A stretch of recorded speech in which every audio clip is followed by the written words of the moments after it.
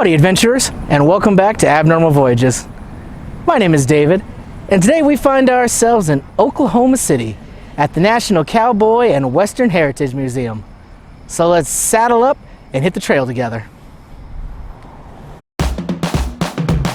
We're going to a place that you've never heard of before. It's Abnormal Voyages. You're gonna learn something new. We're gonna open new doors. It's Abnormal Voyages.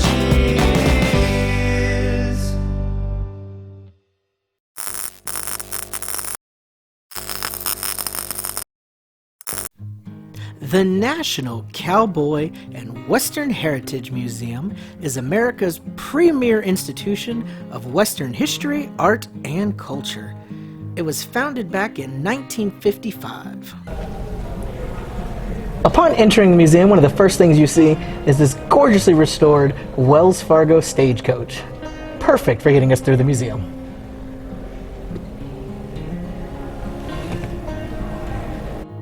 Everywhere you look, there are amazing sculptures, great pieces of art, and awesome artifacts that really tell the full story of the Wild West. A perfect example of this is right here inside this display case. There are a couple of guns and a picture of their owner, the one and only Annie Oakley. These were used in her show, and from what we understand, she was quite the sharpshooter. Oh, I made a new friend here, and he's invited us to check out his town of Prosperity Junction. How can we turn that down? I gotta say, not many museums have an entire town inside of them. We're here in the stables, plenty of horsey friends. Let's head out into Prosperity Junction.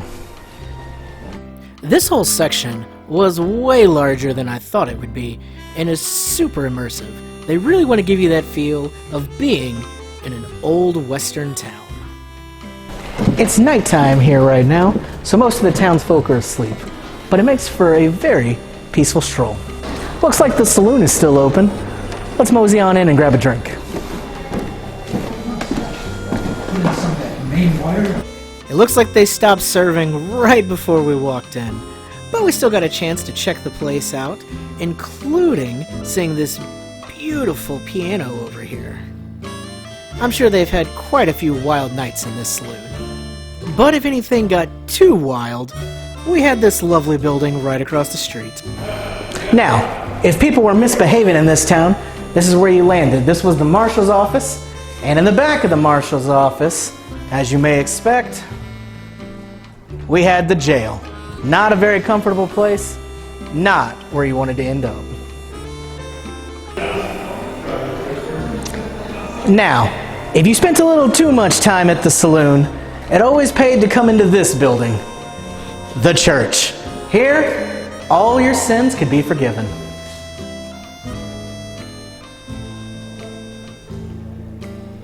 And a bridge to the world of high finance. Step into my office, Jesse. And this was the bank, where anything you wanted kept safe would be under lock and key. Well, that's all from the junction, but this museum's got plenty more to see. Of course, you can't have cowboys and not have cow. Cattle were an extremely important part of the West, so they had a little section devoted to them. And then we moved on to the men who drove those cattle, got them from one place to another, and kept them safe. The cowboys themselves. Very brave men and women. Now we get a little bit more into what cowboys actually did and the tools that helped them get their job accomplished. Spurs and boots were definitely an essential piece of Western wear, as well as the bridle and everything they used to ride their trusted companions, the horses. Having a good, comfortable saddle was extremely important. You could spend literally days in your saddle getting from one place to another. So if that wasn't comfortable, if that didn't fit right on your horse, you were going to be in for an extremely uncomfortable ride. And making sure your horse was taken care of was also an essential. That's why you had to get them the best horseshoes you could, so they were ready to get you where you had to go. And then for your own feet, of course, back to the classic cowboy boots. These kept you nice and safe while you were out there in those hot, sandy areas. And then the cowboy hat kind of kept the sun off of you, and certainly has become an iconic piece of fashion. And another very important tool, the brand. Each cowboy would have his own distinct shape or letters on this, and then they would sear it into each cattle so that if they ever got lost, they could easily find them and know who owned that cow. An important part of life on the range was keeping your cattle in the area they're supposed to be in and keeping people who aren't supposed to be there out. Barbed wire was an essential part of getting that done. And surprisingly, it comes in many different materials and ties. They have an amazing collection of all the different names and ways that barbed wire could be put together. This is just a few examples here. Honestly, this could probably be a museum all of its own. And though we may have a certain idea of what a cowboy is, there was lots of different types of them. This is just one kind of offshoot, which was the Hawaiian cowboy. Very similar, but they got to have a rockin' ukulele. Of course, one of the ways most people know about cowboys is in westerns, up on the silver screen. Let's catch a movie. Nothing has catapulted the figure of the cowboy into legend nearly as much as Hollywood. With some of the most famous TV shows and movies to ever grace our screens, the Western has always been extremely popular and probably always will be. These daring stories of brave cowboy heroes just trying to do the right thing and get his job done, facing down bandits or natural disasters or who knows what coming at them. Something in these stories has always inspired and captivated the imagination. Even if we don't see many of the stereotypical classic westerns like we used to in the spaghetti western days, it's clear that there's plenty of inspiration from these in today's more modern stuff, such as even things that go into space and are space westerns, like Firefly and most recently, The Mandalorian. Though the stories may be dressed up a little differently than they used to be, the heart of what really makes a western and the cowboy life is still there and is still very beloved. Going through this section of the museum, you get to see some amazing artifacts from some of the biggest westerns and biggest stars of the day. It's incredible how much has actually been donated or tracked down by the museum to be put on display here for everybody to see. A lot of times in Hollywood, props and costumes and things like that are usually recycled and thrown into other stuff very quickly, so a lot of old Hollywood has actually gone missing. It's incredible to see that so much was saved and restored and found so that this particular piece of pop culture and just Hollywood history can continue to live on and be there for people who may not have grown up in the age when this was really big, but can find that love again and kind of spark that same interest.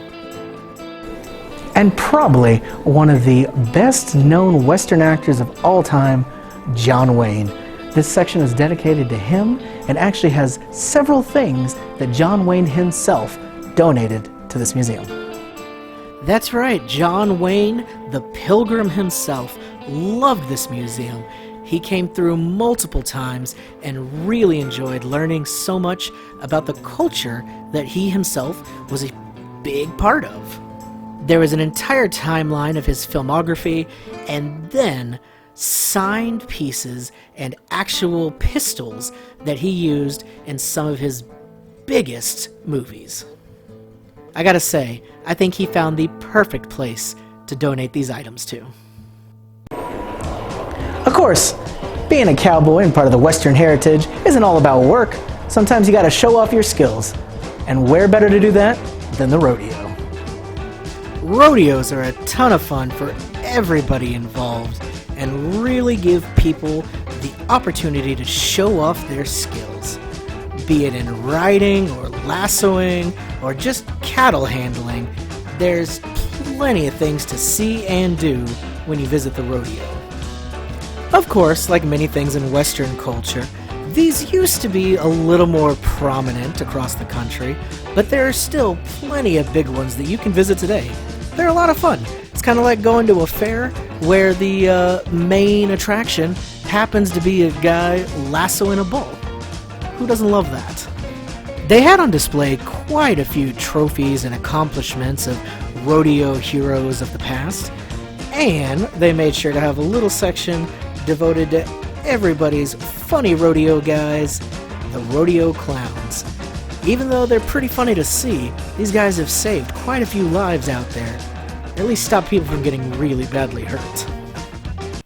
Ultimately, the cowboy is a figure that's passed into legend and will live on in our hearts. If you ever want to learn more about him, I would say this museum is a perfect place to start. Well, thanks for riding with us, partners. My name is David. This has been Abnormal Voyages. Catch you in the next one.